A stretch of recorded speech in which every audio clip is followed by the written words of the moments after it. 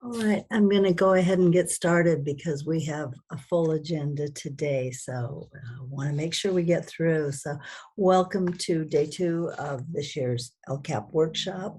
We have a full team here today, a great team to help you through with a lot of expertise. So joining our team of Jeannie Keith, Adrian Balcazar, Rachel Garcia, and Debbie Kano are Evan Bartelheim from our assessment literacy unit, and Merly Ordonez and Hoi Yi from Business Advisory Services. So a lot of people here to support you. So let's review the agenda. By the way, I'm Bonnie McFarland, and welcome to all of you. All right, next slide, we'll take a look at today's agenda. We're going to start with just a brief recap of where we are, what we covered last time, and a few updates. And then the other topics are listed there. First of all, LEAs are going to be reporting outcomes for the first time this year. So Evan will review the metrics and outcomes for us. We'll spend some time on the goal analysis section, which will move you then into your planning and preparation for your 22-23 LCAP. Following that, we'll look at the action tables, and some of those are new and some were there last year. And then Merly Ordonez and Hoi Yi from BAS, our Business Advisory Services, will take you through the budget overview for parents for this year. And finally, Rachel Garcia will give you an update on our LCAP system. So next slide. And this is the one, if you're with us, you're used to, please put your questions in the chat. We will collect those and get a Q&A back out to you with your questions. We won't, today, given the, everything on the agenda, we won't be able to get to questions, and usually your questions are challenging, so we sometimes have to do some research on them. All right, so just before we get started, just a few updates. First of all, I mentioned that we're going to have, I guess I didn't mention yet, but we are going to have an additional day 3 workshop we're offering. That will be, Evan Bartelheim is going to go deeper into metrics and indicators, and it will also include a deeper dive into the LCAP system, including the rollover and the submission processes. So just a reminder, put that on your calendar, March 10th. We'll have more information on that later as we go through the presentation. It'll also, next, we wanted to just briefly mention our coordinator assignments and updates. We have 2 new coordinators who just joined our unit recently. Helen Choi and Anita Lomely have joined us, and they've been looking at LCAPs and looking at the new requirements, and they're ready to go. So as a result, we'll be making some adjustments to our assignments. But in doing so, I want to assure you that our team works very closely together to calibrate our reviews. We meet daily and collaborate on the reviews for consistency. So if you have a change in coordinators assigned to your district, you shouldn't expect any change in the expectations for approval, since they're all based on the legal requirements, and we work together to ensure that we're giving common responses to your districts. So we'll be getting back to you with more information on that. We're also preparing for the pre-review process, and we're looking at how to make it more efficient and valuable process for you. To that end, we're looking at a timeline that would provide districts with a priority service during a certain window. We'll be in touch with you as soon as those decisions have been finalized. Finally, just a word about the difference between the pre-review and the formal review process. During the pre-reviews, our coordinators are in a technical assistance role where they can provide support and assistance and provide suggestions to you for your plan. That's when they can provide you with checklists and written support materials to assist you. Once the plans have been approved by your local board and submitted, the formal review process begins. And education code indicates that at that point, written communication requesting clarification should go to the district board. At that point, our role moves more from the technical assistance to formal review, and we have less flexibility to provide that level of support. as we can through the pre-review process. So we really encourage you to take advantage of the pre-review process and participate in it so we can provide you that kind of support early on. Again, we'll provide a little bit more next time on each of these, but just wanted to give you some little heads up there. Right before we jump into day two, just a brief recap of day one for those of you who didn't attend. On the next slide is the agenda, or the topics that we covered on day one. We looked at the LCAP cycle and reviewed each section of the template and the changes for the upcoming submission. We also reviewed the reporting requirements for local indicators and briefly reviewed the timelines and the approval process. Today, we're going to go more in depth into the changes and some of the more challenging areas of the time. And again, we have day three where we're going to go even deeper into the metrics section. If you missed day one, you can access the slides and the recording on our website, and you can see those links here. So if you want to go back and listen to that again or listen to it, particular sections of it, feel free to check those links. Okay, now, this is familiar to you. I think we took a look at this last time. This is just a review of the components that are included in this year's LCAP and the related sections. So the budget overview for parents remains. That's been in place for some time. The new piece will be the supplement to the annual update, which you are taking to your boards by today. So hopefully that's all done. That will be included as part of the 22-23 LCAP submission. And then the template, which has all the sections that are listed there, which we went over last time. And finally, the action tables. Most of those that were included last year, some of them are new tables that we'll be talking about today. So collectively, all these components make up an LCAP, and they need to be posted on your website in this order. While some of these components were in the template last year, this will be the first time that you're using some of them, and others are new tables that have been added this year. So a lot of tables included. All right, just a couple reminders before we jump in. One is we want, particularly these are focused on the instructions. We just want to remind you to make sure you do follow the instructions and the instructions that are included at the back of the template. The prompts, again, as a reminder, they're written for parents and educational partners. So they're written in layman's language. Then they don't address all the detail required. They're much simplified from what the actual instructions are. The instructions address the approval criteria, and many of the problems we find as we're reviewing LCAPs come from districts not addressing all the requirements that are embedded in the instructions. And keep in mind, sometimes one sentence has a lot of pieces to it, so read them carefully and make sure you address the instructions, refer to them, keep them right by your side while you're developing your plan. All right, so now I'm going to turn it over to Evan Bartelheim, who's Project Director 3 for our Accountability Literacy Unit at LACO, and he's going to give you an update and a few reminders about metrics and outcomes in the LCAP. Welcome, Evan. Thanks for joining us. Thanks, Bonnie, and hello, everyone. Good to see a lot of familiar names. I used to be in Bonnie's LCAP unit, so glad to be back to join the team today. I'm also joined by my colleague, Hillary Weissman. And as Bonnie mentioned, we will be doing a deeper dive on the part 3 on March 10th. So I will give just kind of an overview today, but we have a tool that's available today, which we think will provide you with a lot of direction. But I just want to plug that March 10th because we can do a deeper dive then to get into some of the weeds. Next slide, please. So measuring and reporting results. This should look familiar if you've done the LCAP in the past. Here's a screenshot from the LCAP template, shows the measuring and reporting results table that's embedded in the goals and action section. As you may recall, for each LCAP year, each LEA must identify metrics that they're going to use to track progress toward their expected outcomes. And many of these metrics, of course, are specified in education code, and others, particularly those that are aligned with the state priority areas that are measured by the local indicators, those require that an LEA select one or more measures that they will track year to year.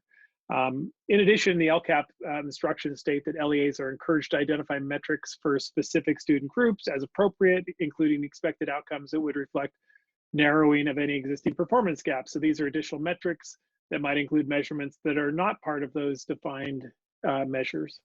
So with last year's LCAP, which was the first of the 3-year cycle, LEAs were supposed to complete the columns for the metrics, identify the baselines, and then fill out the desired outcomes for 2023 and 24, and leaving the year 1 outcome, year 2 outcome, year 3 outcomes blank. This year, excitement, you get to add the year 1 outcomes. So hopefully you have something to report there. Of course, this last fall, there was not a full dashboard again. However, the CDE was required to provide valid and reliable data for LEAs for the purposes of planning, including for the LCAP. So LEAs should be able to populate all of the required metrics this year using either publicly available data on DataQuest or on the dashboard additional reports feature, or through CalPADS reports, or possibly via local data. Next slide, please. So I'd just like to provide a reminder of how we usually do things. This is how the data is usually reported on the dashboard, the state's federally mandated reporting system that aligns with the data requirements in the LCAP. On this slide, you see the 8 LCFF priorities and how they are addressed on the school dashboard through the combination of state and local indicators.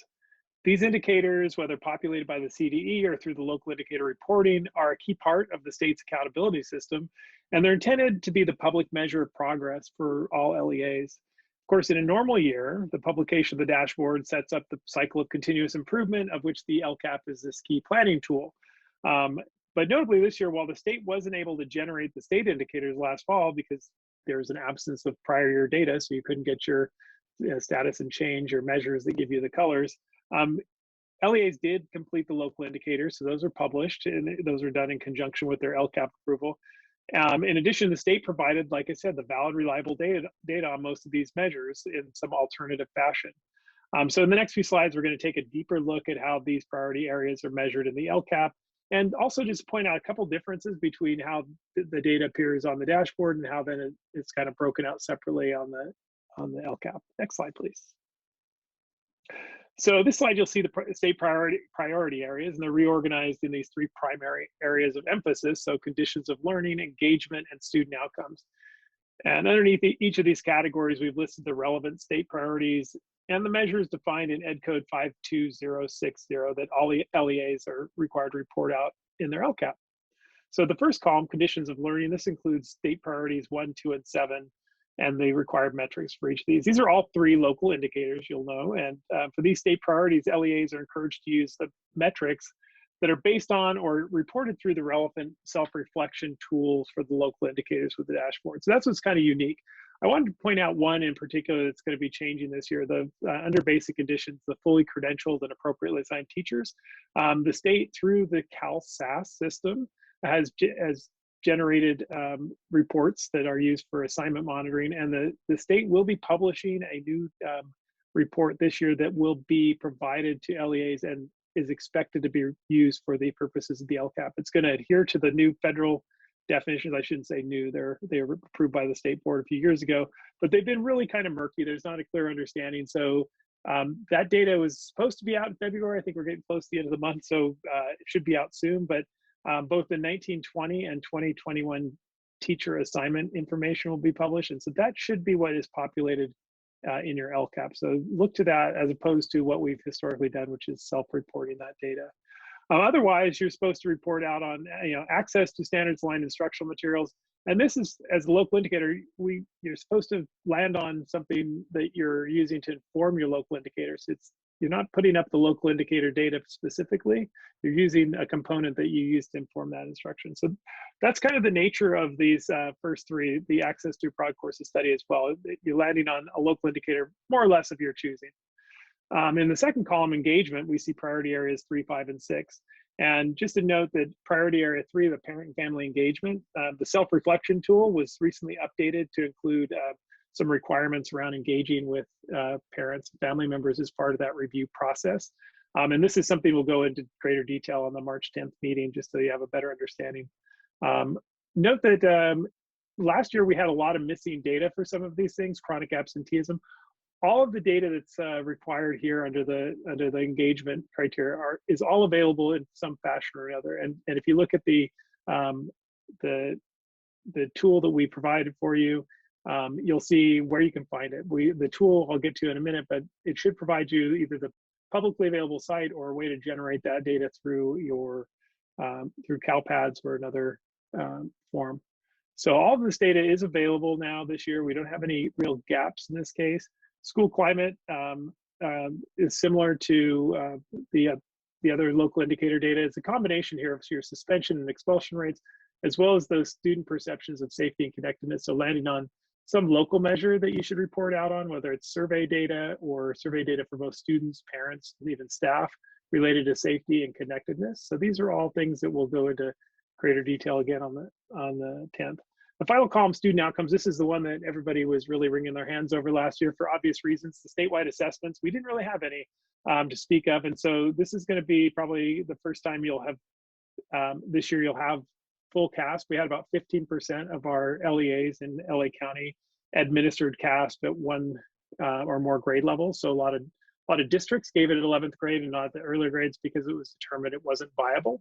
So we have a mixed bag here, and what you reported out on was most likely last year some local assessment data. So the question arises, well, what do we do now if we have some CASP data?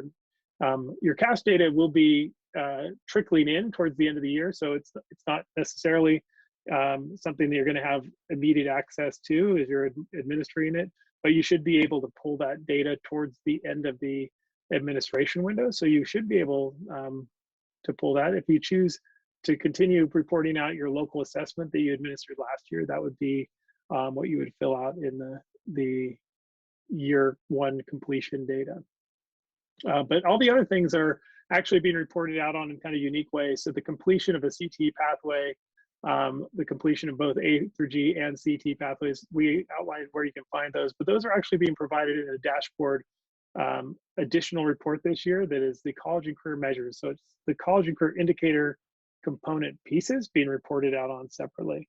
So those are all available, and where to find them is detailed within the report, the tool, I mean. Next slide, please. So this is a question that comes up every once in a while. So what student groups should be reported out on? And I just want to note that if you're talking about what student groups, the accountability system as a whole. So I'm throwing everything in there, both the dashboard, the LCAP, which is supposed to help plan for the dashboard and making these changes. You really should be reporting out on all these large groups if you're really writing a plan that meets the needs of all learners and creating outcomes that show change for all of your significant student groups. So these are the student groups that are reported out on the dashboard: English learners, SED, socially economically disadvantaged pupils, foster youth, homeless, students with disabilities, and then your significant racial ethnic groups. And just to note, a significant student group as defined by the dashboard is 30 or more, with the exception of foster youth and homeless students who are 15 or more. So give that some consideration as you're building your metrics. If you weren't disaggregating, this could be pretty meaningful to be able to see the changes that your actions are driving for if you're trying to get specific outcomes for these student groups. Good that you have them disaggregated so your educational partners and other members of your community can see the changes. Next slide, please. So this is just a screenshot of our updated tool, and I know it's available. Christine had dropped the link in there for you. So what do we include in here? We have it's a checklist basically of all the required metrics specified in Ed Code. And we identify those primary data, I'll say public data sources, including the state data report sites and those available CalPads reports that you can draw the information from as well. Sometimes you can get it from multiple places. And we identify additional considerations that might be important because there are some differences. If you're using a dashboard report versus a data quest report, there are some distinct differences in what you're reporting out on. And I know in this year, A through G is coming from 2 different sources. For example, you can use the college and career measures report, which puts it out there. And then, of course, it's always reported out on the 4-year adjusted cohort grad rate. Those numbers are significantly different because they use different business rules. So that's another thing we'll get into on the 10th. But just so you be aware of it, this is outlined, these changes are outlined in links in this tool, but good to be aware of those. I just want to just make a couple more notes about the March 10th workshop and what you, who might be interested in joining us and what you'll get out of it. So what we hope to have people will be using this tool as well as another tool we have for the local indicators to build a deeper understanding of where you'd go to get the required metrics from the publicly available sites or from CalPads. And we'll even go dive in. We're going to really get our hands dirty and show you underneath the hood how to run filters on DataQuest and how to run filters within CalPads to get the data that you need.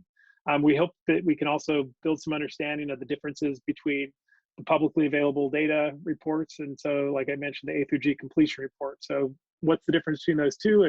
And ideally, you're not changing the metric, right? Because you've already given a baseline data, but just so you know, in case someone asks, well, this data is different. How come A through G here is reported in this way and A through G is reported differently here? I don't understand the difference.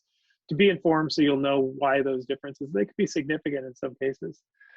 Finally, we'd hope that we can give you a deeper understanding around the local indicators, both to help you decide on what data you should be collecting to give you the most kind of robust picture around the local indicators, as well as helping you craft really good narratives, because ultimately the dashboard, the local indicators, it's how you're going to be telling your story. So we want to help people understand the best ways to kind of craft the narrative that's going to tell your story with an emphasis on equity. Next slide, please.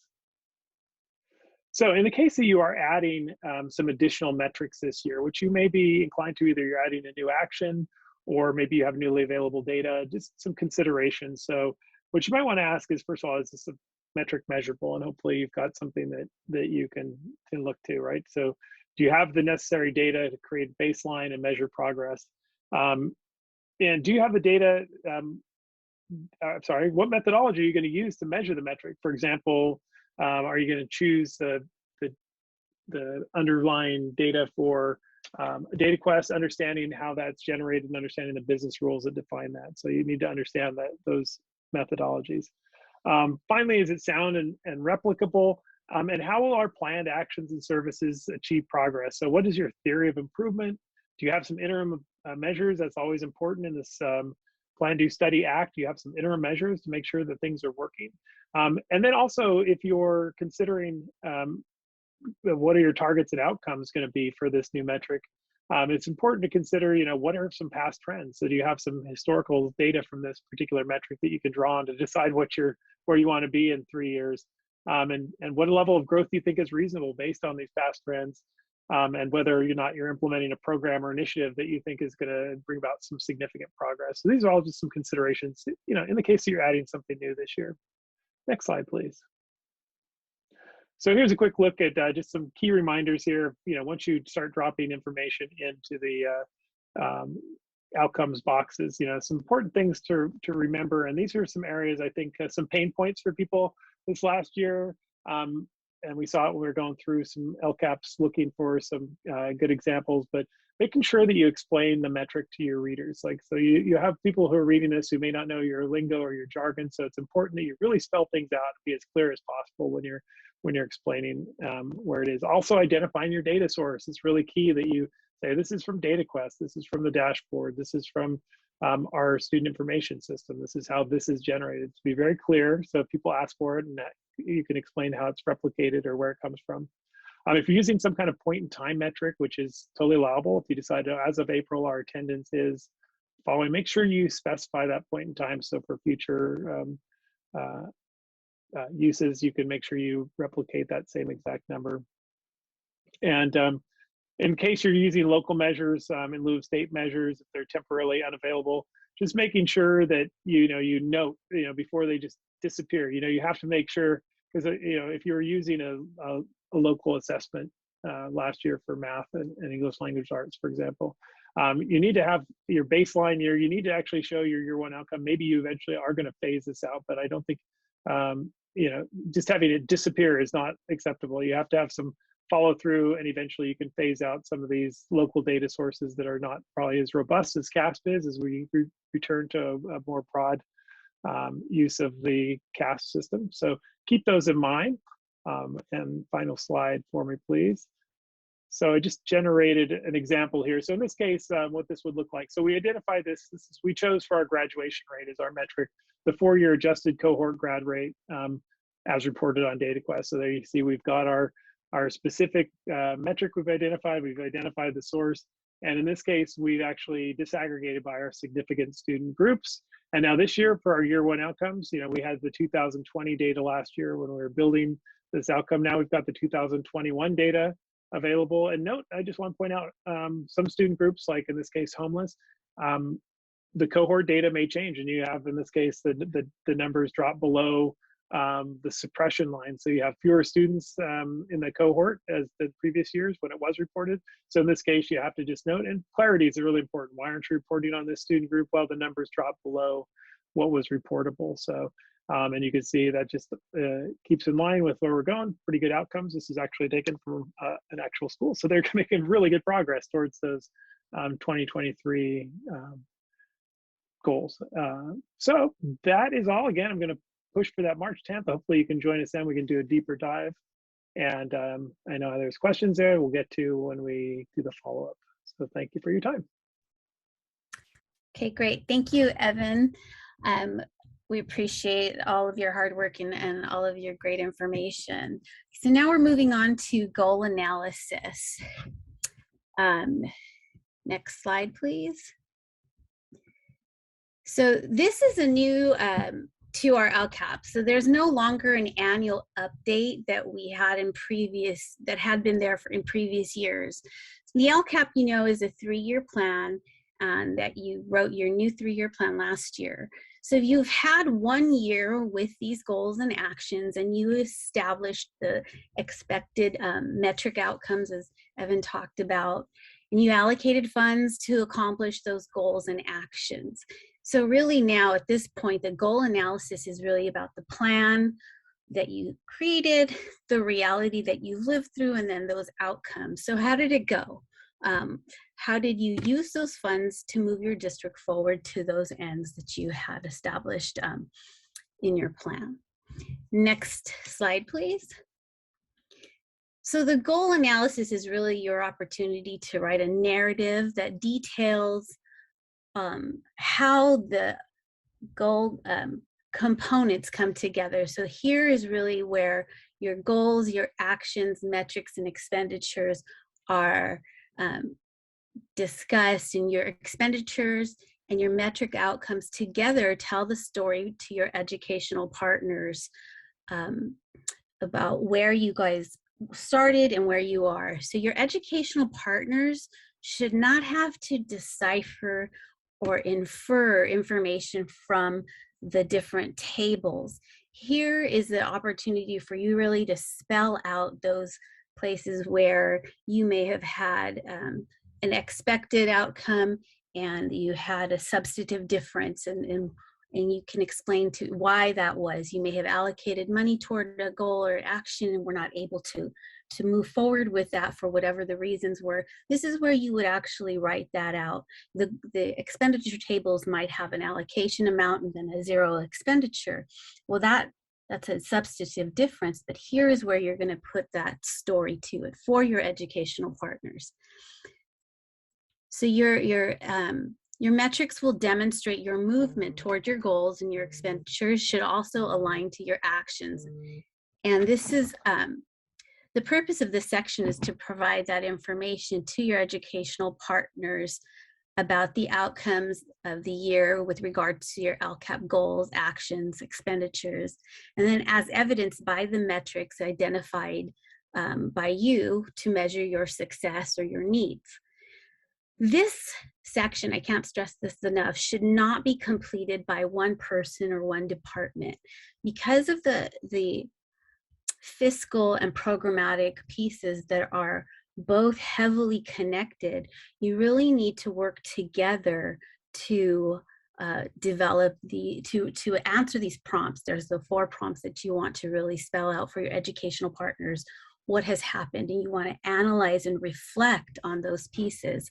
So your program and your fiscal people need to work together and really work on these pieces together. And authenticity is evident in that alignment across. Really, when you've worked on this authentically together and you've had those discussions, it's much easier to write these prompts.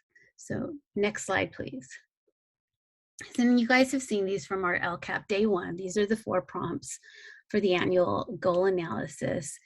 And you'll need to review the other components of the plan and refer back to your original plan to compare your goals and your actions and your outcome. So again, this is different than in previous years. In previous years, this all rolled over and your expenditures were aligned right there, right with yours, with your goals and your actions. Now they are kind of separate and seem a little more less connected, in that you're going to have to refer to the different tables to do that comparison, and as well as referring back to your original plan. Next slide, please. So your goal analysis really is a cycle, and so it's like our cycle of inquiry. It's really taking you through that cycle with your prompts. So what was planned and what actually happened? Those are your first 2 questions there, and that's really prompt 1, because prompt 1 is asking, what are the substantive differences in planned actions and actual implementation of these actions? So that's going to be prompt 1, and you're going to go through your tables, you're going to go through your original plans and then your actual outcomes to see what was it that you said you were going to do and what did you end up doing. Next, the next 2 circles there, what was budgeted? What did you actually spend? So those 2 are really explain the material difference between budgeted expenditures and estimated actual expenditures, or planned percentage of improved services and the estimated actuals of the percentage of improved services. So there you're going to do that comparison, and that's really prompt 2. And here you're going to use, for this, you're going to use the tables, the annual update table, and compare last year's planned expenditures to the estimated actual expenditures. And for the contributing action update table, you're going to also compare the planned expenditures to the percentage of the actual expenditures and percentage. So prompt 3, how effective were the actions? Prompt 3 is asking how effective the specific actions were in making progress towards your goals. So you're going to use your metrics, what Evan just talked about. His last slide showed different breakdown of student groups and then the progress that they made, and it detailed, it told the story, and it told the story for the different student groups, the significant student groups. So a group of 30 or more students is considered significant. So how effective were the actions? And you can break that down. If you had really great gains for one specific group of students, you would want to write that down here. You want to note that. And then prompt 4, what changes were or will be made after reflecting on this information? So any changes made to the planned goals, the metrics, desired outcomes, or actions for the coming year resulted from reflection on your prior practice. And so what's happened this year? So what changes did you have to make this year? You would detail that here. And what changes are you going to be making? Evan also talked about the metrics that we had available to us, and we were a little light on those because of our COVID situation. We didn't have the SBAC information, but we will soon. So you will be adding those in the future. And so whatever you may have had and you might be changing, you're going to note that and why here. So this is really, again, where we want to make sure that we're communicating with our educational partners what happened and how money was spent and how it was or wasn't spent in relation to what we had said we were going to do. Next slide, please. So this is just we have our goal analysis, but we have the different components that you are going to have to use, that you're going to have to access in order to complete the goal analysis.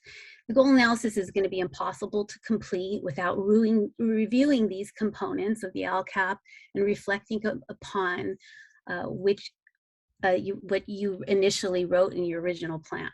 Your analysis should explain to your educational partners in lay terms really how it went. what differences you found in your metrics, your actions, and your expenditures. You're also going to share again those changes that you may have to make. And be sure that you understand that this is really to be transparent and give a clear picture of what's happened in this past year. You want your community partners to be able to walk away from reading this and understanding how your district is moving forward and closer to your goals, how the money has been allocated and spent to that end as you continue to move forward. And that concludes my section. We're going on to increased and improved services. Thank you, Debbie. Good afternoon, everyone. So we're going to take a deeper look into the increased or improved services component of the LCAP. So when designing your actions, you need to keep in mind the through line. This means looking at the common or consistent theme of your LCAP, looking at your successes, identifying those needs of your students with your educational partners, and showing how your LCAP is connected to your vision for the success of all your students.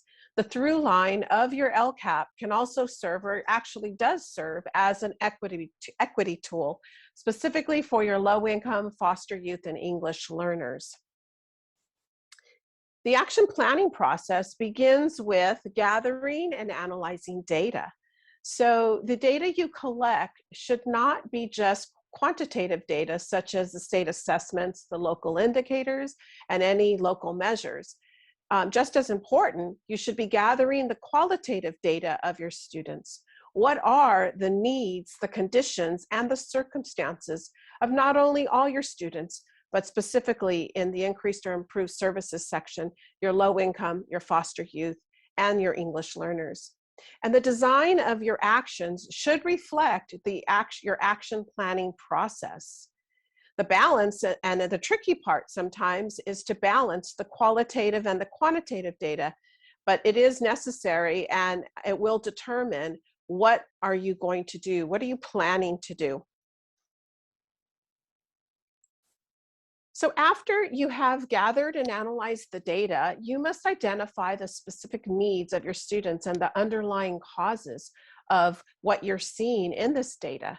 So as you look at the cycle in your goal analysis, as Debbie was sharing in that one about the effectiveness, you're looking at your outcomes, your metrics, you're seeing what is the identified needs that continue to emerge. And so when designing the actions, the process is very important. It's not meant for one person to develop the LCAP. So analyzing the data is what is the what of the process. And so this is done through root cause analysis, whereby your outcome allows you to address the problem rather than the symptom. It also should occur after you have gathered and analyzed the data through the needs assessment process, but before determining what actions and services you are going to provide in order to address the identified needs of your students.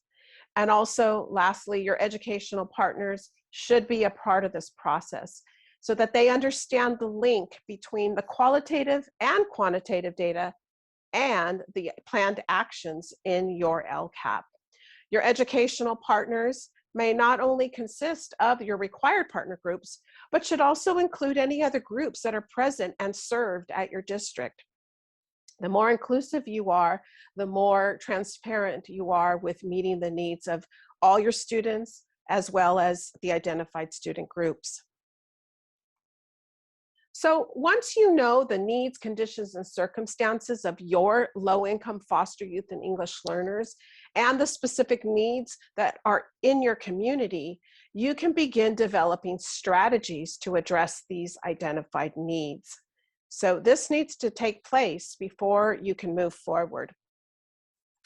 This slide and the next two slides after are some common but not exhaustive list of the needs, conditions, and circumstances of your low-income foster youth and English learner. I'm not going to read each one, but you can see how the needs, conditions, and circumstances can be similar from each student group or very different for each of your low-income foster youth and English learners. So for example, the academic support, access to additional support, help with homework, a place to study. This might be a common occurrence and a need for your low-income students. Or the conditions for low-income students. Perhaps there's poor educational and health outcomes, or there's unhealthy eating or lack of physical activity, or lack of access to the college to higher education. So that might be a condition of your low-income students. Also, what are the circumstances of your low-income students? Are they in public housing? Are they living in a distressed neighborhood? Are there transportation issues? Do they not have a car, or do the bus routes not go towards where they live? Or exposure to alcohol and drug abuse. What violence and trauma have these students encountered? When looking at the foster youth, you can ask the same questions. What are the needs, conditions, and circumstances of your foster youth students? Are they in need of academic, emotional, and behavioral support? Do they experience greater risk of school failure and retention? When you look at conditions, are they experiencing deeper issues of anger, abuse, and disempowerment? And the circumstances of your foster youth students. Do you really have a good sense and pulse on your foster youth students? Are they having difficulty transitioning? Do they have, feelings of sadness and helplessness? So what are the underlying causes that are barriers for your students that necessitate a strategy to address these needs? And lastly, the English learners. What are the needs, conditions, and circumstances of your English learner students? Do they lack literacy instruction or support or intervention, or do they lack oral speaking experiences? Are they experiencing feelings of anxiety and confusion and isolation? And are they, social and emotional conditions that influence, so that filter, that emotional filter that gets in the way of them academically learning? And so again, these are underlying needs, conditions, and circumstances that need to be able to you're able to find the strategies to address these through your increased or improved services for these students. And so now I'm going to turn it over to Jeannie, who will continue with the increased or improved services section of the LCAP. Thanks so much, Adrienne, for setting the context. This section focuses on the alignment between the descriptions the LEA provides in the increased or improved services section and the additional actions the LEA has identified in the LCAP as contributing to meeting the requirement to increase or improve services.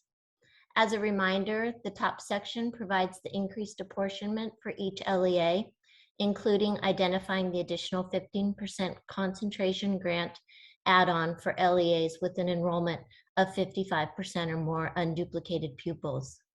The second row includes the percentages that reflect the proportional increase in funds the LEA is receiving for the LCAP year, and the dollar amount and percentage reflecting carryover funds not used for contributing actions in the current year LCAP. Together, these percentages provide the total percentage required for the LEA to increase or improve services for their English learners, low-income, and foster youth students in the coming school year.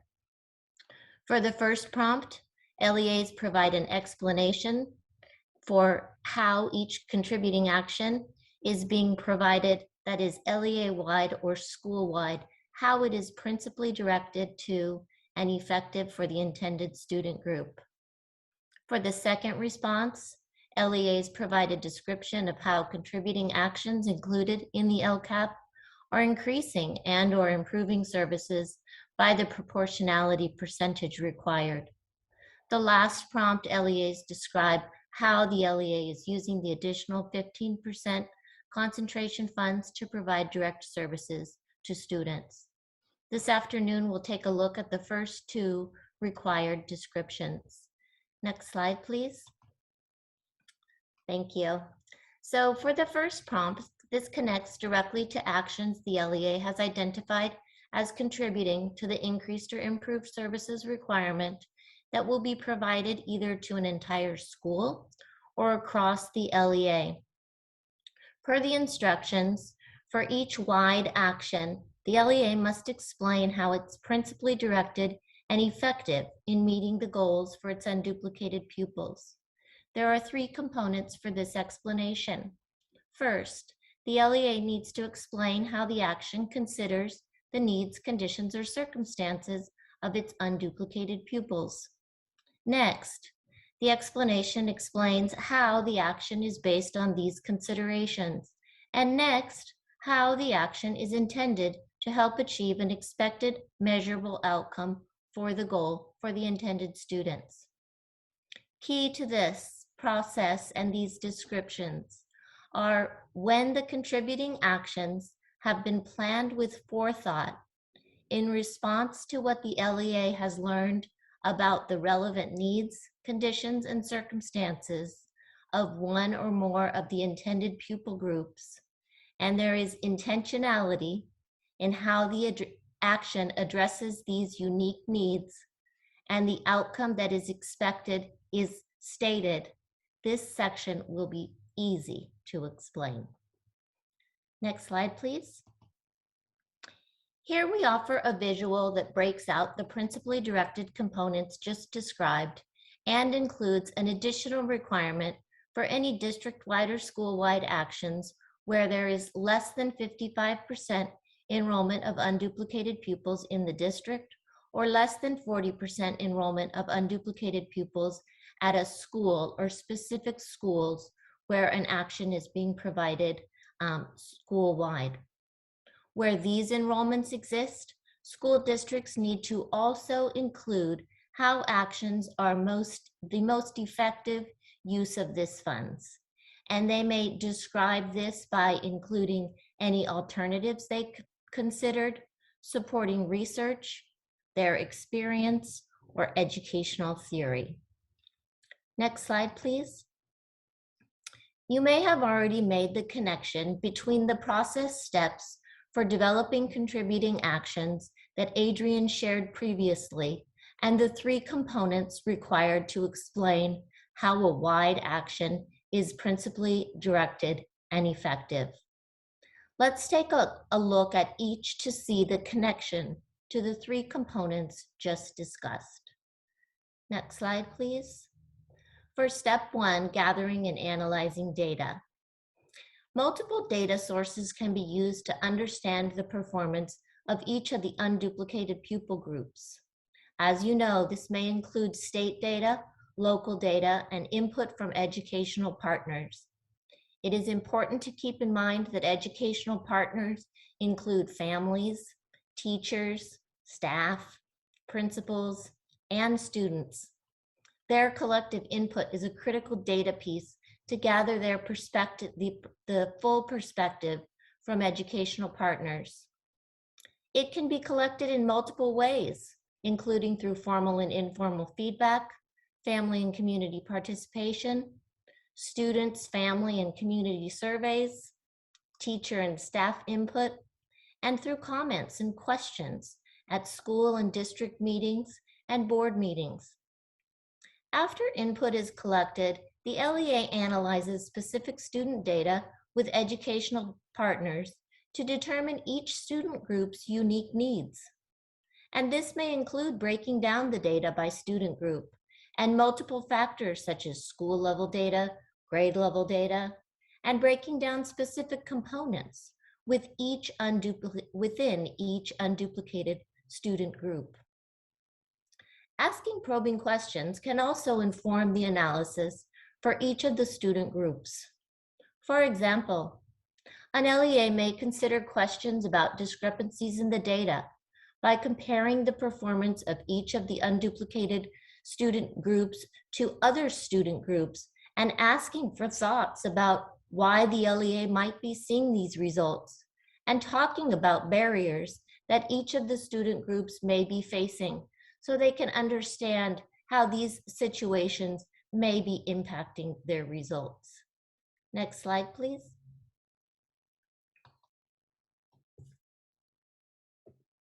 Data analysis can come in a variety of formats, and this sets the foundation for understanding the outcomes that are occurring. and then seeking more information supports LEAs to understand more about why these outcomes are occurring and what might be some of the LEAs' needs, conditions, and circumstances of their English learners, their low-income students, and their foster youth.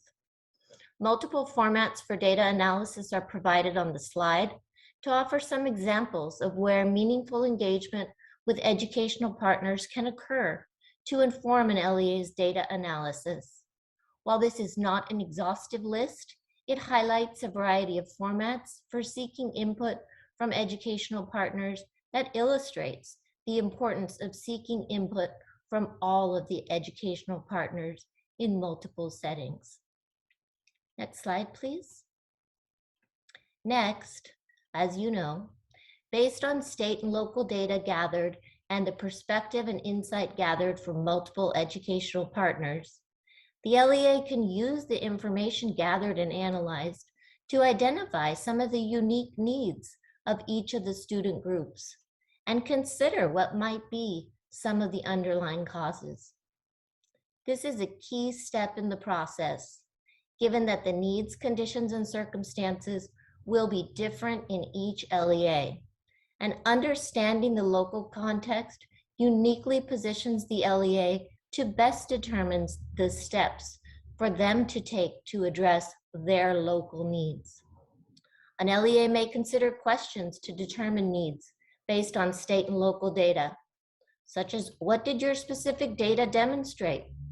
And what discrepancies are there between low-income English learners and foster youth and their peers? This clarifies what the data indicates for each of the groups based on multiple metrics, including academic data, behavioral, social, emotional, and mental health indicators. Then, asking about and sharing what feedback the LEA collected from their educational partners can provide the LEA with insight to understand the unique circumstances, barriers, and conditions specific student groups and families are facing that may be impacting the results. Next slide, please. Once the context is established, the next step is to develop strategies to address the identified needs. How the LEA develops their strategies or LCAP actions may include using feedback from educational partners, considering research-based practices, or continuing actions that have proven effective in their local context, as well as aligning supports for their English learners, their low-income students, and their foster youth across communities of schools, so services can be aligned and connect to community resources. As LEAs determine the strategies they believe will provide the additional services to respond to the needs of each of these student groups, they are also determining how they will measure the impact of these strategies. LEAs may consider the metrics they analyzed, as well as other quantitative data, such as standardized test scores or local assessments, or qualitative data, such as educational partner feedback, which can be both formal and informal feedback, to determine the impact of their strategies. Next slide, please. And then lastly, in the process for designing the additional contributing actions for the LCAP for the coming year, an LEA needs to determine if the action will be provided to all students on an LEA-wide or school-wide basis, or only to the intended student group on a limited basis. As you know, each of the student groups has unique needs, so multiple actions may be provided on a limited basis to solely increase or improve services for foster youth, or for low income, or for English learners, and others may be best provided on a wide basis. Next slide, please. This visual brings us back to the definition of principally directed and effective. The visual connects the components required for explaining how a contributing LEA-wide or school-wide action is principally directed towards and effective in meeting the LEA's goals for its unduplicated pupils, and the process steps just reviewed for designing contributing actions. On the next two slides, there are some examples of descriptions for LEA-wide and school-wide actions that explain how each is principally directed and effective for the intended unduplicated student group to achieve the goals in the LCAP. Let's take a look at the next slide. This first sample provides a description for a contributing action that addresses the needs of low-income students. Let me give you a moment to read it to yourself. A quick moment.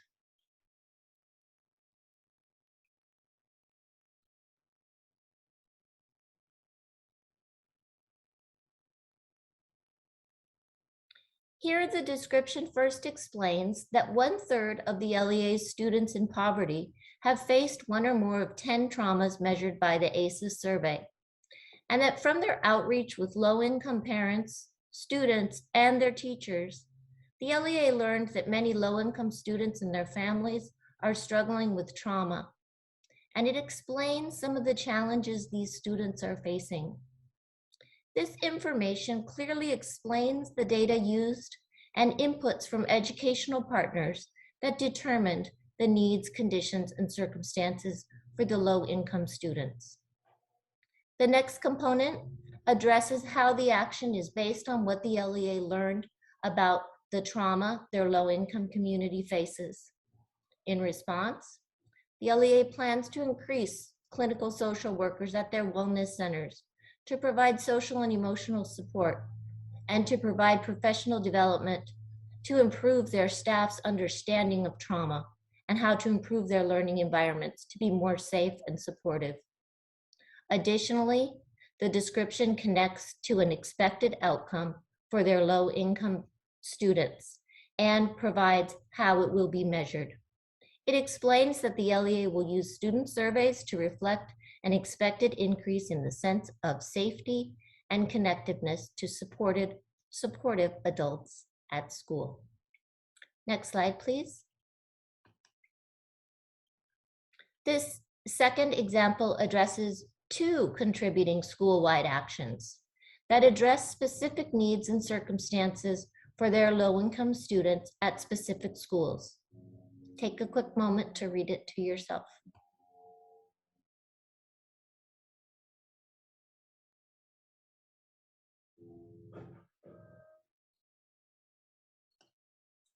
Here, the description first explains that enrollment data and input from low-income families, parents, and their teachers identified that many low-income students need to build foundational literacy because many have not attended preschool and/or kindergarten, and many of these students have limited access to high-interest, print, and virtual materials and opportunities for reading at home, in English, and in their primary language.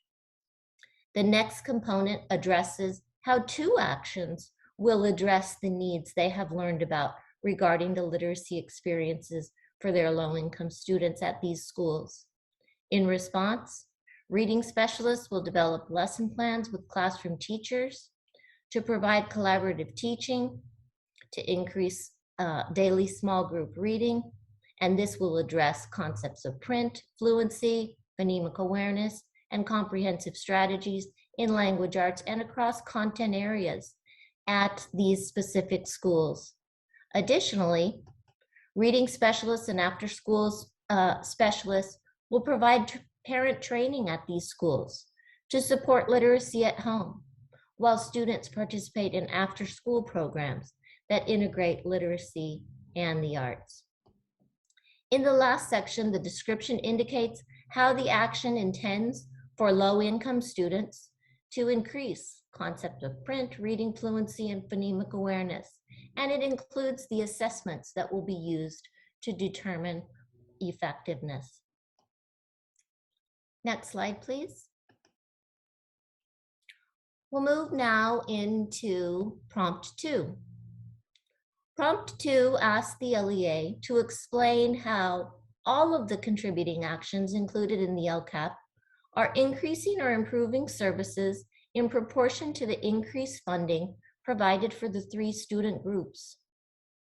The response needs to explain how quantity of services for these students are increased. In other words, to explain what additional services are provided for these students and how these services are improved in quality as compared to services the LEA provides for all students. The description needs to connect to the LCFF-funded school-wide, LEA-wide, and LCFF-funded actions provided on a limited basis to low-income English learners and foster youth. The description should explain for educational partners how the LEA is using the proportional increase in funding to provide more services and or to improve the quality of services for each of the intended student groups as compared to what is provided for all students. Key to note is that the total percentage calculated reflects the proportional increase in supplemental and concentration grant funds the LEA receives to increase or improve services for the 3 student groups. An LEA has an obligation to use this funding annually to provide services beyond what is provided for all students that address the unique needs of the 3 student groups. Next slide, please. The next 2 slides provide some considerations for describing how quantity of services are increased and how quality of services are improved. An LEA might consider explaining the quantity and quality of services being provided to each of the 3 student groups. They may describe what is occurring for each group separately. They may describe the additional services for each group and then describe how services are being made better for each of the student groups. Another consideration is for LEAs to explain quality and quantity of services by goal. So in this scenario, the LEA would explain what is occurring in each goal, that is an improvement in quality or an increase in quantity for the specific student group in the goal. Next slide, please. Another consideration might focus on explaining the limited actions in the plan and how they provide more services for the intended student groups and or how the actions improve the quality of the services through actions that are limited to specific unduplicated student groups. Whatever the case is or the format that you use to provide this description, it must be clear to the educational partners how the LEA is using the overall increased funds to improve quality and quantity of services for the intended students. Next slide, please. Prompt 2 also includes a new component this year that addresses a new concept called the planned percentages of improved services. This applies if the LEA is including a contributing action without funding on a limited basis for one or more of their unduplicated student groups. For these actions, the LEA needs to explain the methodology used to determine the contribution of the action toward the proportional percentage.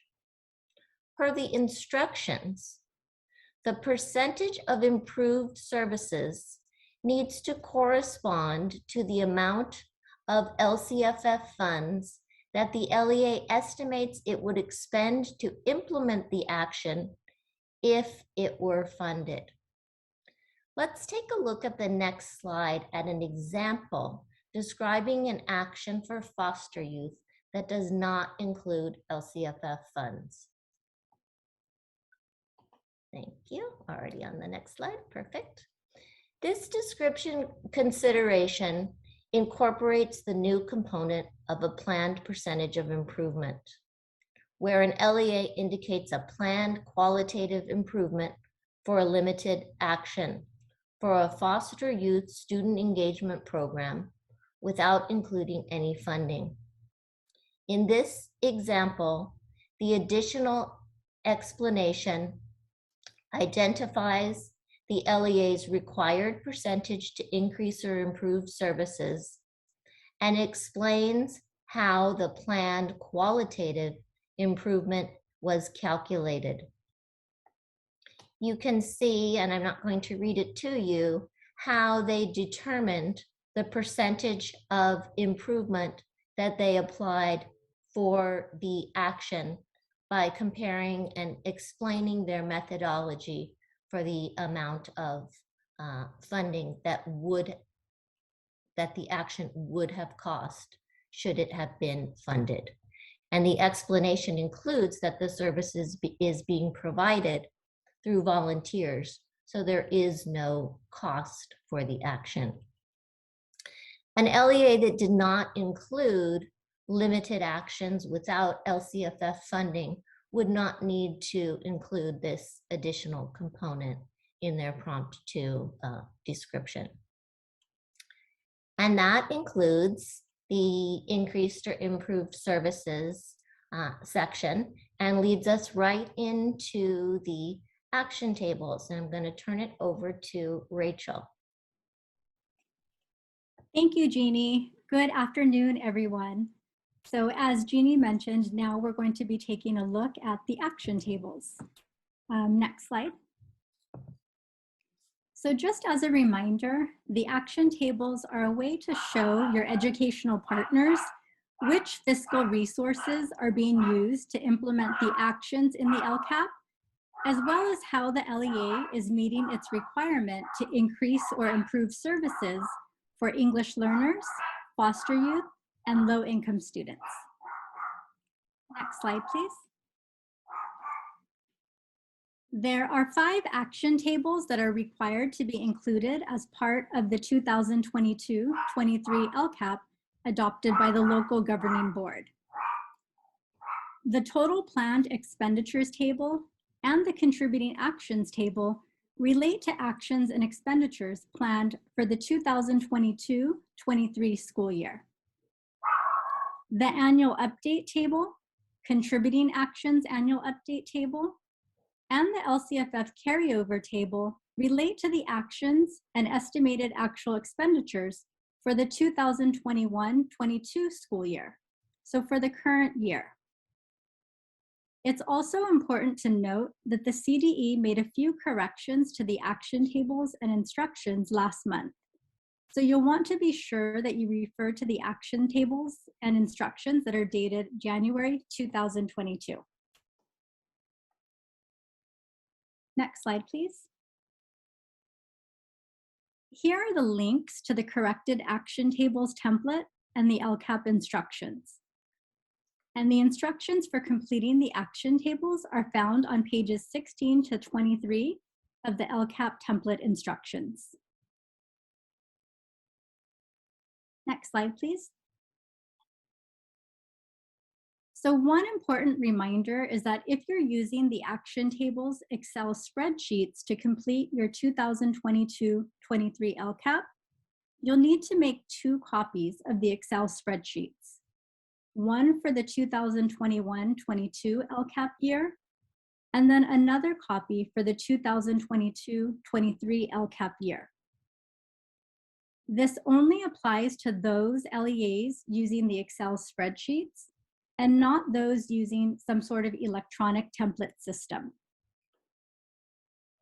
For LEAs using an electronic template system, such as the LACO eLCAP system, document tracking services, or the CDE e-template system, the data entry for the action tables is built into the electronic system. For those LEAs using the action tables Excel spreadsheets, the CDE has also developed instructions to assist in completing the action tables and the link to those instructions is included on this slide. LEAs using an electronic template system should refer to the instructions for the specific system that they are using. Next slide, please. So here we see a screenshot of the data entry table. And there are several new fields that were added to the data entry table this year, which you can see highlighted by the red boxes. The information entered into the data entry table will automatically populate the other actions tables. So information is only entered into the data entry table, the annual update table, the contributing actions annual update table, and the LCFF carryover table. Again, if you're using an electronic template system, the data entry will be embedded within the system that you're using. Another important thing to remember is that the data entry table may be included as part of the adopted LCAP, but it is not required to be included. This is optional and up to the LEA. Only the 5 action tables previously mentioned on slide 53 are required to be included as part of the 2022-23 adopted LCAP. Next slide, please. So here we see the new fields that have been added to the data entry table. In the first screenshot, the new components include the LCAP year, the projected LCFF base grant, the projected LCFF supplemental and/or concentration grants, the projected percentage to increase or improve services for the coming school year, the LCFF carryover percentage from the prior year, and the total percentage to increase or improve services for the coming school year. For some of these new fields, LEAs will need to enter data, but a few are also auto-calculated based on the data entered. For the LCFF carryover percentage from the prior year, this is referring to the carryover from the 2021-22 LCAP year. And this will be the first year that the carryover requirement applies. And this amount will be calculated in the 2021-22 LCFF carryover table, which we'll be taking a look at in a few slides. Another new field in the data entry table is the planned percentage of improved services, which is shown in the second screenshot. So for any contributing action that is being provided on a limited basis, meaning that the action only serves English learners, foster youth, and/or low-income students, and there is no funding associated with the action, the LEA will enter the planned percentage of improved services for the action. As Jeannie also mentioned, for these types of actions, the LEA must also describe the methodology that it used to determine this percentage when responding to prompt 2 in the increased or improved services section. And page 19 in the LCAP template instructions provides an example of how to calculate this percentage. Next slide, please. So here we see a screenshot of the total planned expenditures table. This is the first of the 5 tables that is required to be included as part of the 2022-23 LCAP.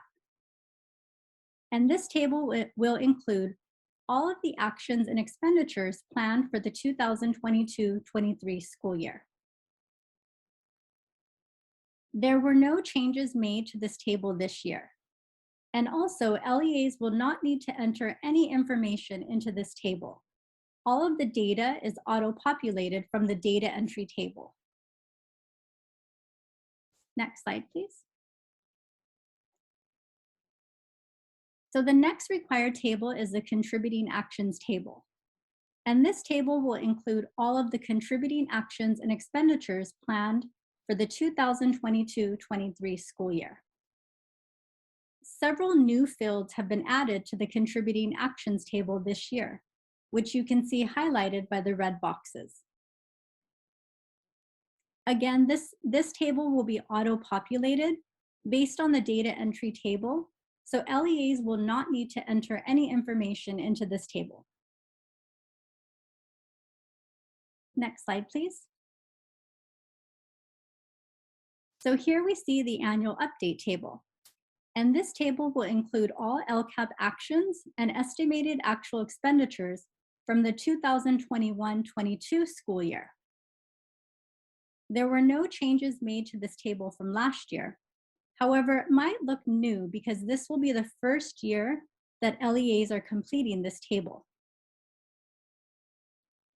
And if you're using an electronic template system, most of the information in this table will be rolled over from the 2021-22 LCAP.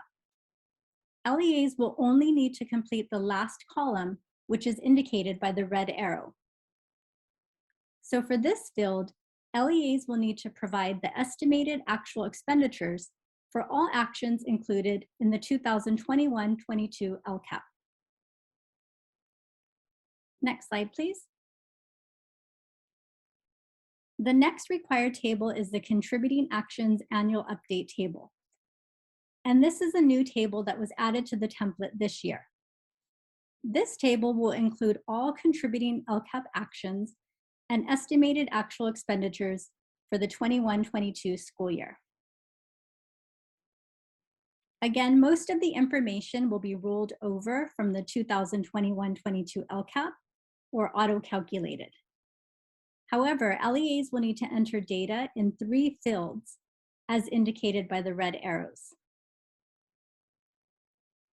The first amount that LEAs will need to provide is the estimated actual LCFF supplemental and/or concentration grant dollar amount. This amount will reflect the additional 15% concentration grant add-on that some LEAs received through the Budget Act of 2021 that came after the adoption of the 21-22 LCAP. LEAs will also need to enter the estimated actual expenditure of LCFF funds used to implement each contributing action. The last field that LEAs need to complete in this table is the estimated actual percentage of improved services. So for this field, LEAs would only indicate the total estimated actual quality improvement anticipated if the contributing action is being provided on a limited basis only to unduplicated students, and if the action does not have any funding associated with it. Next slide, please. So the last required table is the LCFF carryover table. And this is also a new table that was added to the template this year. The table will calculate the LCFF carryover percentage, if any, that will be required to be carried over from the 21-22 LCAP year into the 22-23 LCAP. Most of the information in this table is auto-populated or auto-calculated. However, there is one field that LEAs will need to input. As indicated by the red arrow, LEAs will need to enter the estimated actual LCFF base grant dollar amount. This is the total amount of LCFF funding the LEA estimates it will receive for the current school year, excluding the supplemental and concentration grants add-ons for the Targeted Instructional Grant Program and the Home to School Transportation Program. The last column, which is titled 13 LCFF carryover percentage in the column header, this will calculate the unmet portion of the percentage to increase or improve services that the LEA must carry over into the 22-23 LCAP year. So if a percentage is displayed in this field, then that is the percentage that the LEA must carry over. and if it is a 0, then there is no carryover required. The percentage that is displayed in this field is what LEAs will need to enter in the 2022-23 data entry table for the field titled LCFF carryover percentage. One final important reminder to make is regarding the third column in this table titled LCFF carryover percentage from the prior year. This field is referring to carryover from last year. So that would be the 2020-21 year. This field will be 0 for this year since there was no carryover requirement for the 2020-21 LCAP. And that concludes my section. So I will now turn it over to Merly Ordonez from our Business Advisory Services for an update on the budget overview for parents. Thank you, Rachel. That's a lot of valuable information.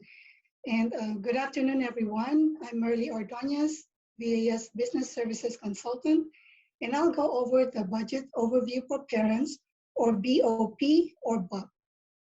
I know that majority of our LEAs are seasoned LCAP preparers and reviewers, but regardless, each year we feel like newbies to the LCAP template due to the changes and revisions. So bear with me as we walk through the budget overview for parents workbook and instructions. Next slide, please.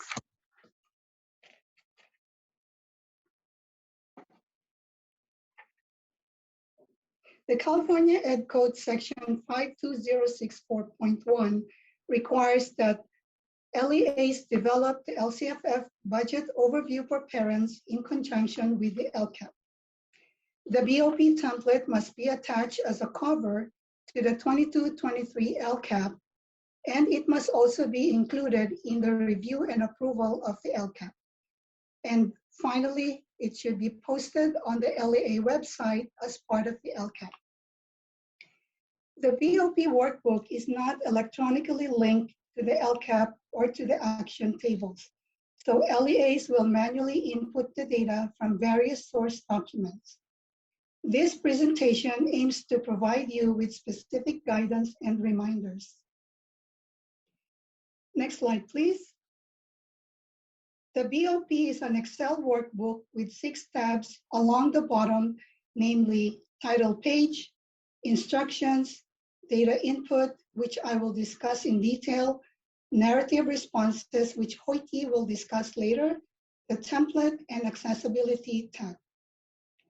And as I mentioned earlier, LEAs are only required to include the template as part of the 22-23 LCAP.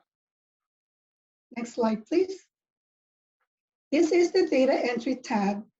Each section is color-coded. This is where LEAs will enter the following information: the name and contact information for the LEA, projected general fund revenue for the 22-23 school year, total budgeted expenditures for the 22-23 school year, and the expenditures for high-need students in the 21-22 school year. The data entered in the Data Input tab will automatically populate the Template tab. Next slide, please. By the way, for LCFF funding purposes, the high-needs students also refer to the unduplicated pupil students and low-income foster youth and English learner students. For your guidance, I've included the source documents for completing the Data Input tab. Under the projected general fund revenue for the 22-23 school year is total LCFF funds.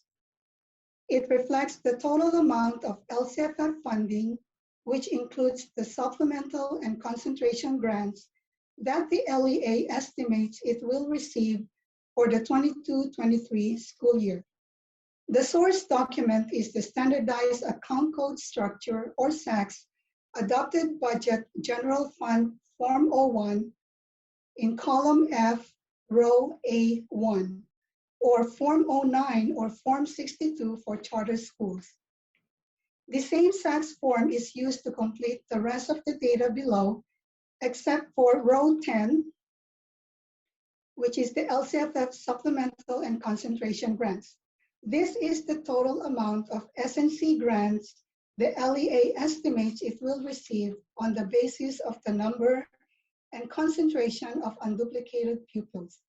The source document is the RAD LCFF LCAP analysis row B5, or some of you may use the FICMAT calculator. This data must be consistent with the 22-23 contributing actions table projected LCFF SNC grants, and I will show you a sample later. LEAs may obtain the SACS forms from their fiscal director or business unit who is responsible for the development of the budget SACS forms and who has access to the RAD LCFF LCAP analysis report.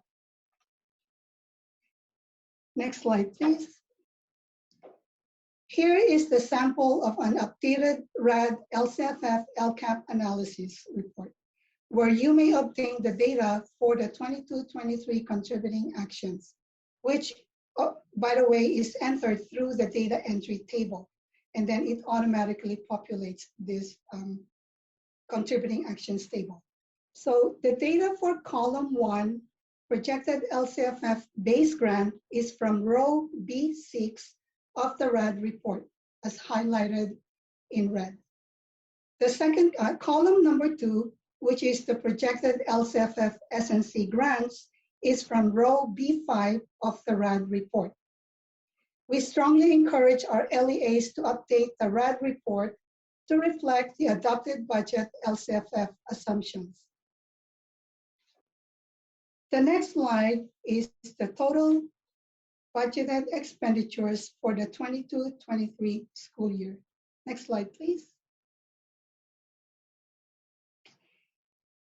Here, if you look at row 18, total budgeted expenditures in the LCAP, this is the total amount of budgeted expenditures for the planned actions to meet the goals included in the 22-23 school year.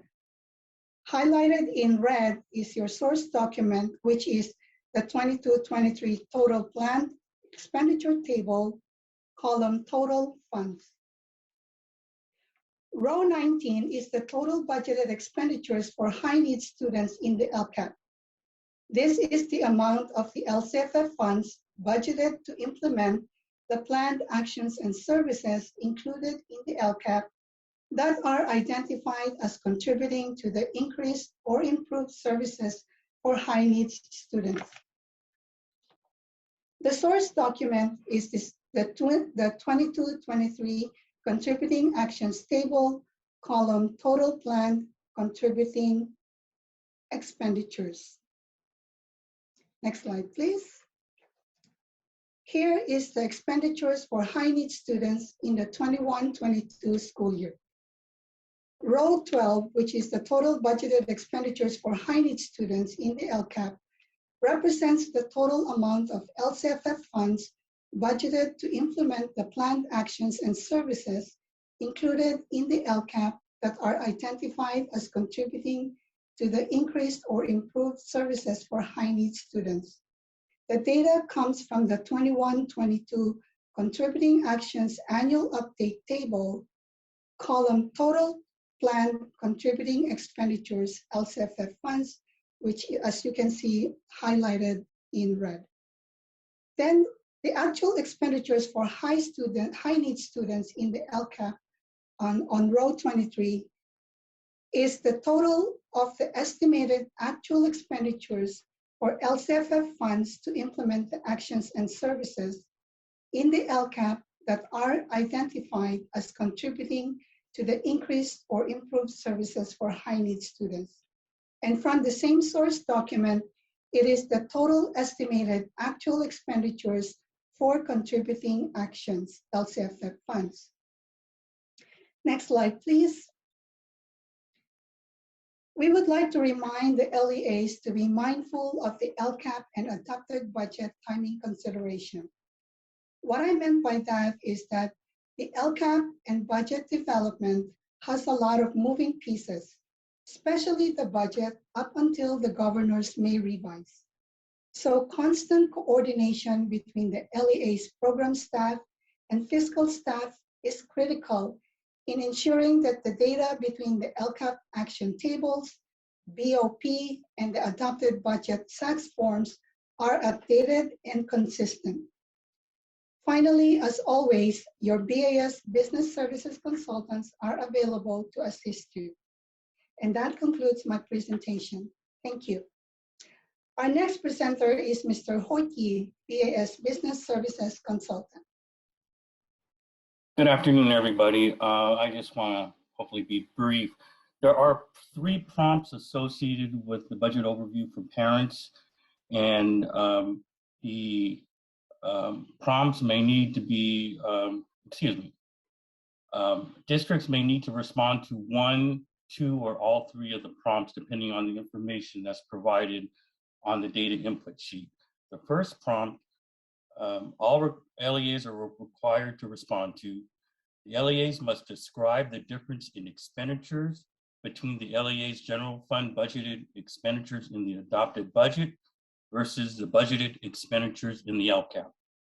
Let's say that the adopted budget has a general fund expenditure of $50 million. The LCAP budgeted expenditures is $30 million. The difference is $20 million. The LEA must describe what those expenditures are. The second prompt that may or may not need to be answered, and that depends on if the 22-23 total budgeted expenditures for high needs students in the LCAP is less than the LCFF S&C grant that's budgeted in the adopted budget. Then an explanation is needed, and here the LEA must briefly describe how actions in the LCAP are improving services for unduplicated students to enable the LEA to meet the requirement to increase or improve services for unduplicated students. The third prompt may or may not need to be answered.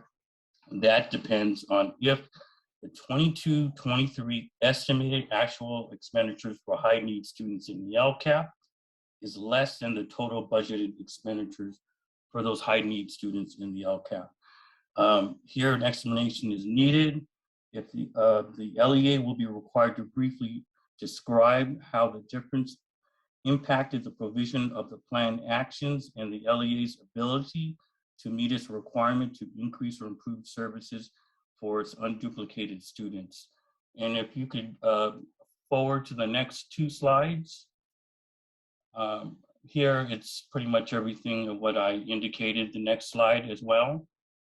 You could use this for future reference. And finally, the next slide.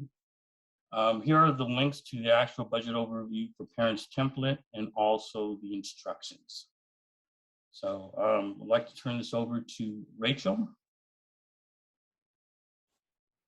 Thank you, Hoyt and Murley.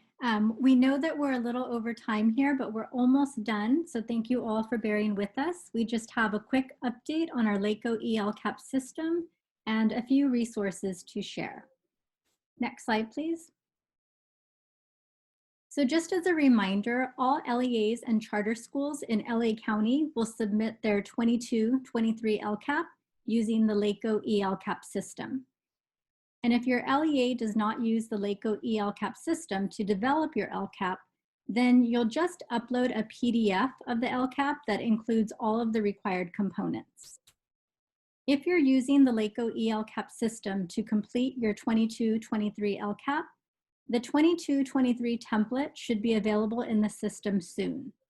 We're anticipating that the system will be ready within the next week or so, and we'll send out an email to our LCAP contact list when it becomes available. We'll also have an ELCAP user guide available, and we'll also send that out via email once it's finalized. Once the 22-23 template is available in the ELCAP system, LEAs that completed their 21-22 LCAP in the ELCAP system will have the ability to roll over their 21-22 plan. The components that will roll over include the metrics, baseline, and desired outcomes from the measuring and reporting results section.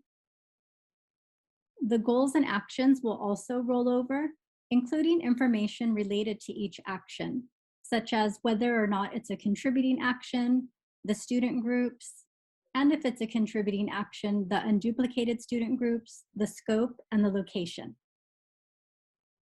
Also, the information required for the 21-22 annual update table, as well as the 21-22 contributing actions annual update table, will roll over into those tables. So to roll over your plan, you would just need to click on a rollover button in the system, but we'll be going into more detail on that process, as well as an overview of the ELCAP system at our next LCAP workshop on March 10th. Next slide, please. So next, we just wanted to share some links to several resources. So on the next slide, we've included the link to our LACO LCAP webpage, as well as the link to our LCAP Day 1 workshop resources, including the PowerPoint and the recording. Next slide. So here we've included the links to various CDE resources that we've shared throughout the presentation, but we put them all on one slide for you. So there's the link to the CDE LCAP webpage, as well as the links to the various templates and instructions, and then the CDE Tuesdays at 2 webpage. Next slide, please. So our next LCAP workshop, as mentioned previously, it's scheduled for March 10th at 3 p.m. And at this workshop, we'll be taking a deeper look at the metrics and local indicators, as well as providing an ELCAP overview. And we'll be sending out a registration flyer soon. So that concludes our workshop. We would like to thank you all for joining us today. And if there are any additional questions, please be sure to leave them in the chat, and we'll get out the Q&A as soon as possible with responses. And we've also included our contact information on the next slide in case you need to reach out with any additional questions. So again, thank you all for joining us today.